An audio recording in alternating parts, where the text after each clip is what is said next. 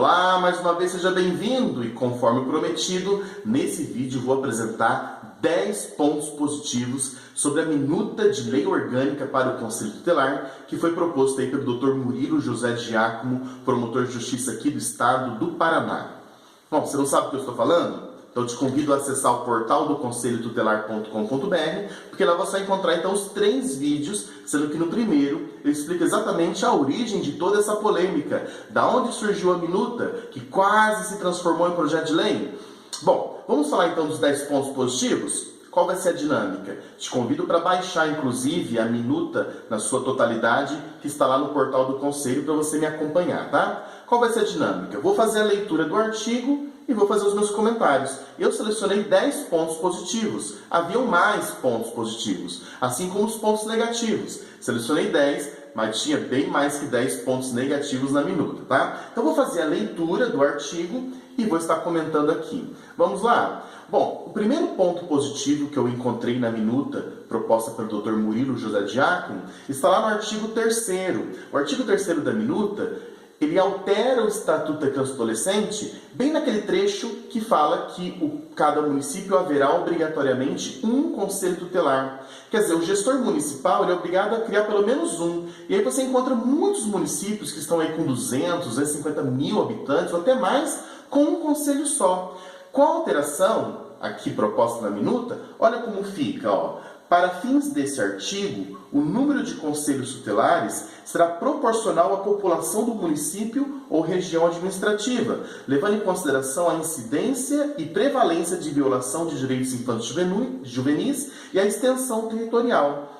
Na forma da legislação local, observando o mínimo, e agora que vem a parte mais interessante, para um conselho tutelar para cada grupo de 100 mil habitantes. Quer dizer, agora estabelece que quando o município atinge 100 mil habitantes, um conselho continua bastando. Passou de 100 mil habitantes, um novo conselho tutelar deve ser criado. Isso então fica amarrado em lei, se essa minuta, claro, for aprovada dessa forma.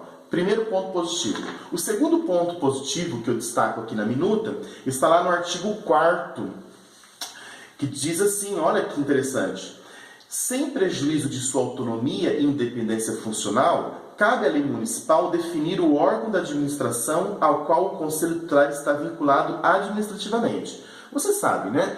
Todo Conselho Tutelar está vinculado a uma secretaria municipal. Geralmente está lá vinculado à assistência social. Geralmente porque é o mesmo público, né? Mas eu já vi conselhos tutelares vinculados à saúde, à educação, ao gabinete do prefeito, mas talvez quase a totalidade está vinculado à assistência social. Essa vinculação é necessária para que haja exatamente o financiamento das ações do conselho tutelar. Bancar despesas como aluguel, água, luz, telefone, salário, tem que vir de uma das secretarias e geralmente está na assistência social.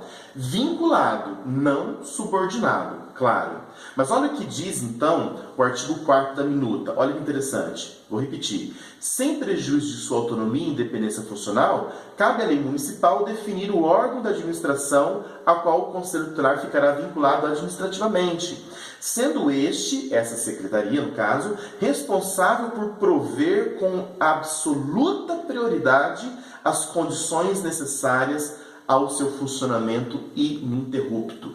O ponto positivo que eu encontrei aqui no artigo 4º é deixar muito claro essa absoluta prioridade. Essa coisa do Conselho Tutelar estar sempre com o pires na mão, implorando por manutenção, por equipamento ou por capacitação, né? Reduziria muito isso, visto que uma lei federal trataria do assunto dizendo que é absoluta prioridade a manutenção do Conselho. Este é o segundo ponto super positivo que eu encontrei na minuta.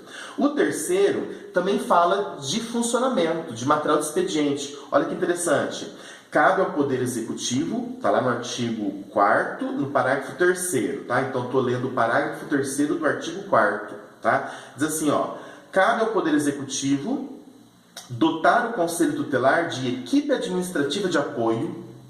A maior parte dos conselhos não tem equipe administrativa de apoio, composta por servidores efetivos, assim como sede própria, telefone fixo e móvel, veículo de uso exclusivo, computador com acesso à internet e demais recursos materiais e humanos que se fizerem necessários ao desempenho de suas atribuições. Puxa, um ponto super positivo, né? Está lá no parágrafo 3º do artigo 4º da minuta de lei. O quarto ponto positivo que eu encontrei na minuta fala de algo que vai fortalecer muito o desempenhar das atribuições do Conselho Tutelar. Olha que interessante. Diz assim, é o parágrafo 1º, agora do artigo 5º. Parágrafo 1º do artigo 5º da minuta. Diz assim, ó, as decisões do Conselho Tutelar, fundadas em sua autonomia funcional, obedecidas às formalidades legais, têm eficácia plena e execução imediata. Olha que fantástico isso! Ressalvada a competência constitucional do Poder Judiciário. Quer dizer, para que não haja conflito, né? Mas quando o colegiado ele decide, essa decisão tem eficácia plena e execução imediata. Ó, empodera bastante o Conselho Tutelar, né? O seu colegiado. Este é o quarto ponto positivo da minuta, que eu penso deve ser mantido aí numa nova minuta ou na correção dessa, né?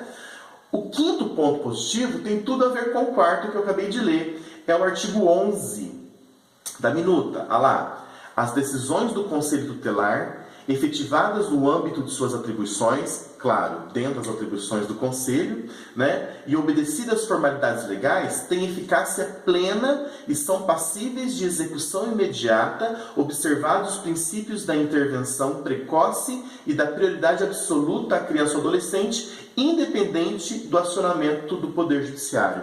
Eu destaquei esse artigo, que parece ser muito parecido com o anterior, é porque isso aqui fica muito claro, aquela característica que eu tenho dito nas minhas palestras, que o Conselho Tutelar é um órgão que faz justiça de forma administrativa. Isso é ser não jurisdicional, quer dizer, fazer com que o direito da criança que está prestes a ser violado não seja, ou uma vez que foi violado, seja restabelecido através de uma ação administrativa. Isso é fazer justiça administrativa. Então eu coloquei aqui como quinto ponto positivo da minuta de lei apresentada pelo Dr. Murilo José de Giacomo.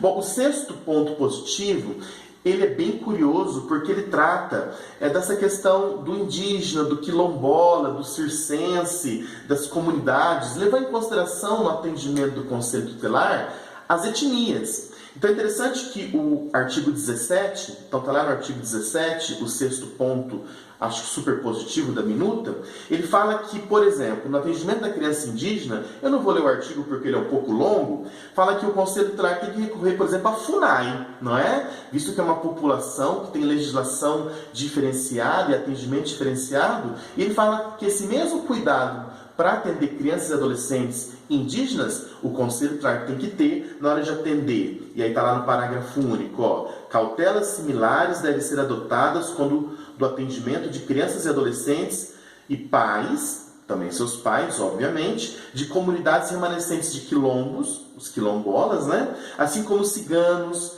e aí eu acrescento aqui os circenses, né? Enfim, é preciso atender de forma diferenciada, com cuidado a mais, visto que é uma comunidade. São crianças acima de tudo, mas tem características muito peculiares, né? Esse é o sexto ponto, acho importante quando ressalta isso para o Conselho Tutelar. Atenda com cuidado diferenciado, né? Sexto ponto, rapidamente, vamos para o sétimo.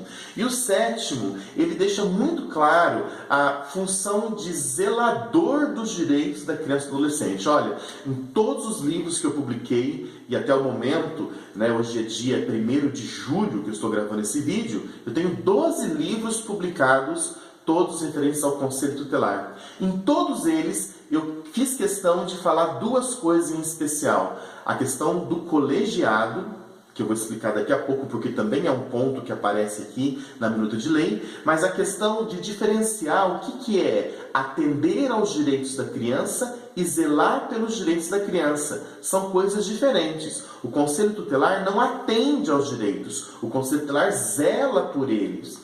O Conselho Tutelar não tutela a criança, ele tutela o direito da criança. Essa diferença, quando você entender, o Conselho Tutelar é fundamental.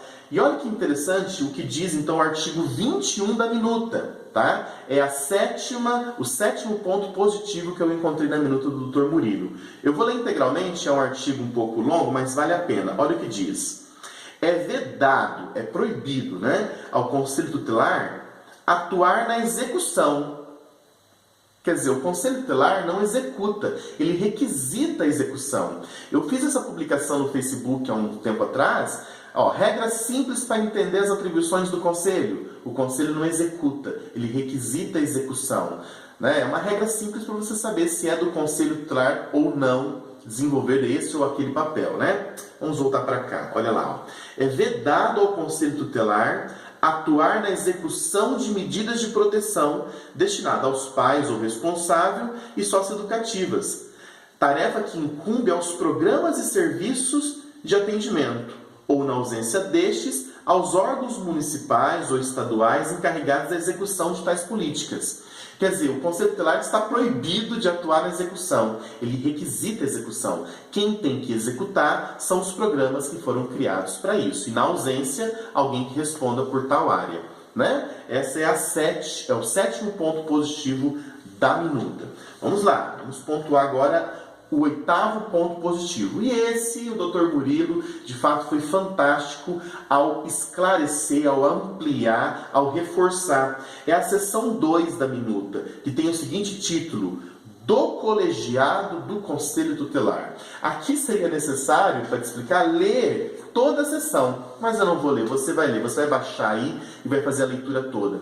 É o princípio fundamental do colegiado, é aquela lógica que temos dito há tanto tempo. O Estatuto não instituiu atribuições para o conselheiro tutelar, mas para o conselho. É que a palavra colegiado não aparece no Estatuto de Adolescente, você sabia disso? Se você procurar no Estatuto, você não encontra a palavra colegiado.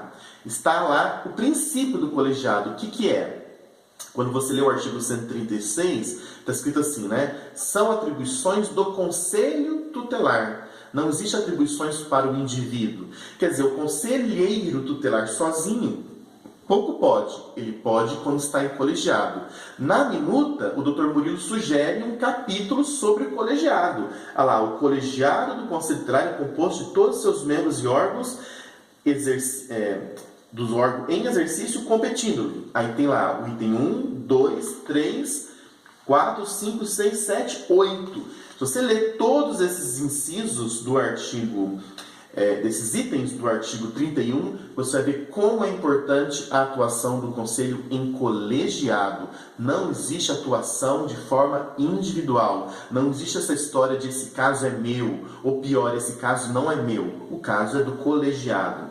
Então, o oitavo ponto positivo da minuta é instituir um capítulo todo, uma sessão, na verdade, falando sobre a competência e a importância de agir em colegiado. Quero que você baixe a minuta completa aí no portal do conselhotutelar.com.br e leia. É bem bacana, tá?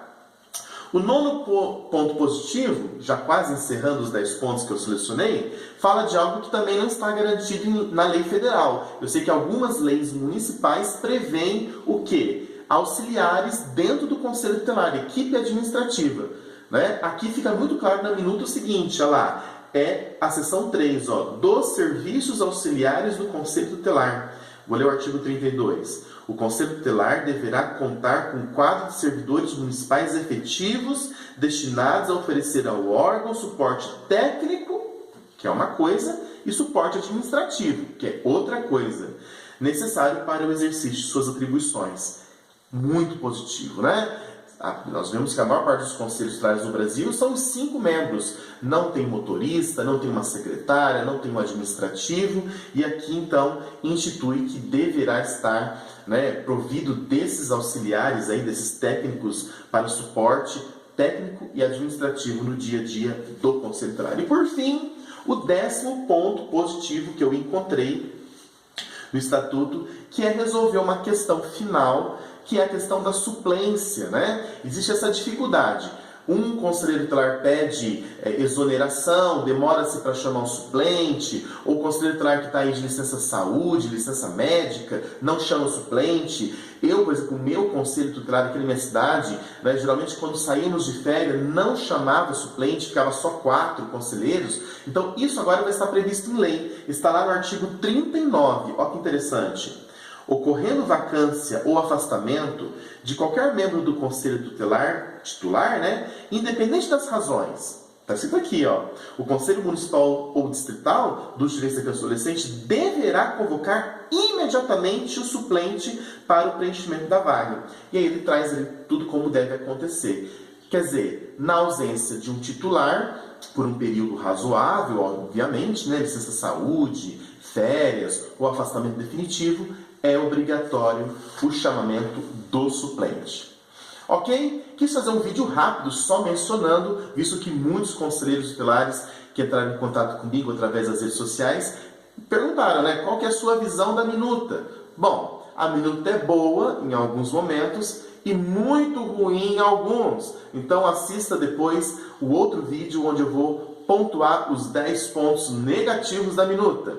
O fato é que o Estatuto da Criança e Adolescente foi extremamente econômico na hora de falar do Conselho Tutelar. E desde 96 eu tenho dito que, de 2006, corrijo, né? Desde 2006 eu tenho dito da necessidade, tenho falado disso, é preciso construir a lei orgânica do Conselho Tutelar. Até que, enfim, alguém se propôs a redigir, o nosso amigo Dr. Murilo José de Giacomo.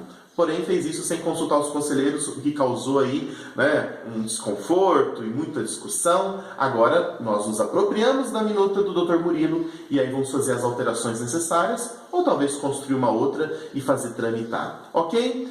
Se você gostou do vídeo, dá um joinha aqui embaixo e se inscreve no nosso canal. Assim, toda vez que eu publicar um novo vídeo sobre direitos humanos de crianças e adolescentes ou sobre as atribuições do Conselho Tutelar, você vai ser informado. Ok? Um abraço e até o próximo vídeo.